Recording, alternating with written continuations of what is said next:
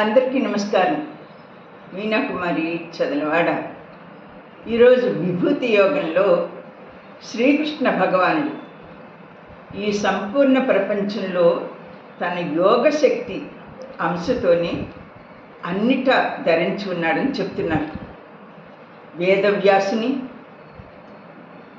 రూపంలో ఆయనే, వసంత ఋతువులోనూ ఆయనే, లెక్కించే కాలాన్ని నేనే, జంతువుల్లో సింహాన్ని నేనే, పక్షిరాజు గరుడను నేనే, నాగజాతిలో ఆదిశేషుడును నేనే, శాసించే యమధర్మరాజును నేనే, కామధేనువుని, బృహస్పతిని, సేనాపతులలో దేవతలకు అండగా ఉండే కుమారస్వామిని నేనే, శబ్దాలలో ఓంకారము నేనే, సర్పాలలో వాసుకుని నేనే, హిమాలయములలోనూ నేనే, జలాశయాల్లోనూ నేనే, సాగరుని నేనే, ప్రాణశక్తి అందరి హృదయాల్లో ప్రాణశక్తియు మనస్సును నేనే, సూర్యుడు చంద్రుడు కూడా నేనే, వేదాలలో సామవేదాన్ని నేనే అన్నారు.